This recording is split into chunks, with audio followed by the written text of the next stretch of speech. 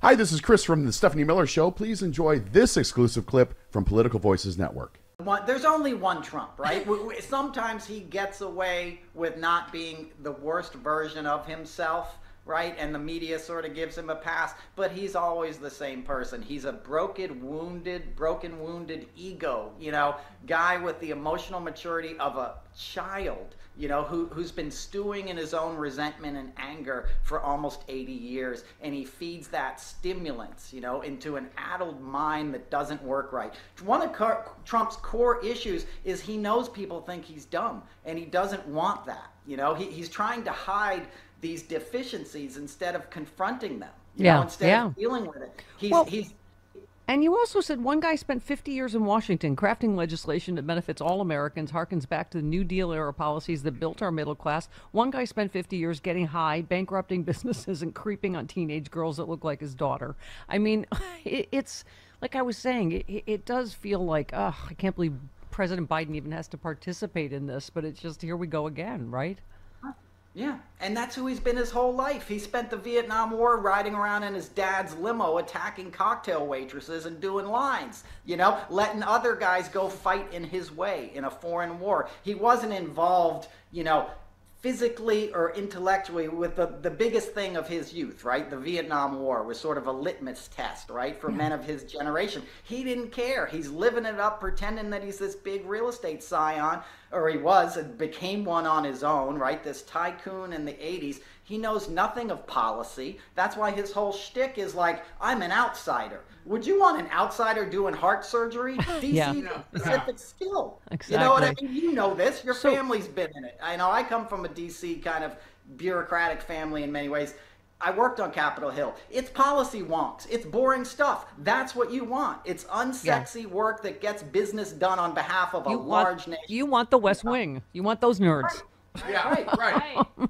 Yeah, Jim tweeted Trump's debate prep, rails of Adderall, complaining about the moderators, crying about CNN, calling it rigged before, during, and after. Rick Stengel, but let's talk about moderators. He said for the debate, the moderators can't fact check everything. That's what Trump counts on, that he lies so much you can't possibly. But big false premises like the assertion that crime is rising or the economy is falling need to be corrected in real time. Well, of course they scream bloody murder because Trump's the only one that lies nonstop. So, if the moderators correct that, they'll be like, fake news, right? Exactly. Because you're right. That's going to be every point. It's an excellent point you just made. He's going to say immigration crisis, migrant crime, election was stolen in 2020, fake news. And he's just going to repeat those things on a loop. And when they try to correct him, he's just going to say, you're lying. You're part of the fake news establishment, because that's what his people want. Yeah. Ann tweeted, listen, I'm not a drug user, so maybe I just don't get it, but how can someone be called Sleepy Joe while also being on cocaine? I feel like that's not how it works. It's not how it works. And even on Fox News sometimes, I love this one. Fox News' reporter, concedes the border crossings have dropped significantly since Biden's executive order, which is basically all he can do since Trump blocked the bipartisan immigration bill, right? So that's going to come up with some ghoulish story that he seems to take sexual pleasure in telling, right, about violence by an undocumented immigrant, right?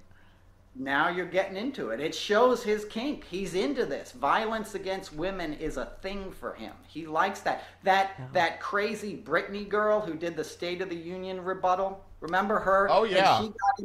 So that was an audition, right, to be a potential VP, candidate for Trump. So Katie Britt. Sorry, Senator Katie Britt. I was trying. Oh, yes, she was creepy. I'm sorry, I was disrespectful. Yeah. Katie Britt.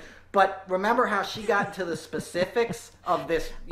She's like, hi, I'm in my kitchen, but don't look in my crawl space. There's nothing in there.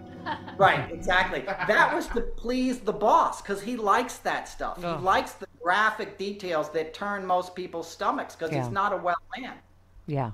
I mean, one thing, just in terms of basic facts about the economy, for instance, I mean, I think it was Joe Scarborough said, he was calling out Trump claiming the U.S. economy reached historic heights during his tenure. He said, it's galling. It's been galling to me for some time. Trump repeats something enough that everybody believes is true. Even people in the media talk about how great the economy was under Trump. When you go back before the pandemic, if you don't count the economy was the best ever. No, it wasn't. It wasn't even close. I know a lot of people hate numbers. They hate facts. I understand a lot of people in Trump land, they're snowflakes, and it's their feelings that matter. But here are the facts. Before the pandemic, America's GDP was 2.5%, all right? Post-war, World War II, that's not the greatest performance ever. That ranks Donald Trump 8th, behind LBJ, behind Jimmy Carter, behind Reagan, behind Nixon. I could go on and on. Find 8 presidents post-World War II, and Trump did worse than most of them on GDP growth. Yet Trump is going to keep lying about the greatest economy ever before the pandemic. It wasn't anywhere close to the greatest economy ever. I just wonder how much longer moderators are going to allow this lie to continue to fester. It's a lie that's having an impact on this race. And that is true. It's just, most job losses since Herbert Hoover. I mean, you can go on and on. A disaster.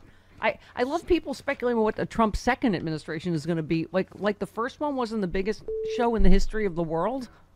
100%, and that doesn't even take into account the tariffs, which will the brunt of inflation which bomb. Working. Economists are calling it an inflation bomb. What his policies would cause. Yeah, exactly. And can I add something to that excellent point you just made and Joe made? The good things about Trump's economy, the metrics that he could take credit for, those were the result of Obama's administration, right? Those are things that were put into place that don't show up for a while because it takes a while to change the graph after the trajectory of the Bush years and the financial collapse of 2008, right? Yeah. But this is the point I want to make. Those Biden numbers that showed up during Trump's term that he took credit for were the result of Joe Biden's work. That's why Obama picked Biden to help him with the economic recovery. That's what Biden headed up for Obama because Obama knew that Biden knew how to get bipartisan big legislation passed, right? Yeah. So that's a thing that that Biden should, in essence, get credit for. And I'm stealing that from Obama himself. He said it himself when I went to a rally with him in the spring. Yeah. So You are invited to Stephanie Miller's Sexy Liberal Save the World Tour. It's the political comedy event of the year, and it's coming to a city near you. Join Stephanie Miller, the queen of progressive talk radio, along with Hal Sparks, John Fugelsang, and the comedy duo Frangela, mocking all the fascists and trolls for a tour that is hilarious, inspiring, and deeply offensive to just the right people. It's an all-new tour with all-new guests and a side-splitting evening of stand-up.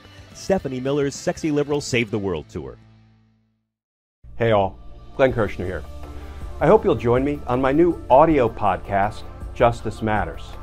I'll be using my 30 years as a federal prosecutor and Army JAG to unpack, break down, and explain the legal issues of the day, particularly where the legal intersects with the political. Please look for Justice Matters with Glenn Kirshner wherever you generally get your podcasts.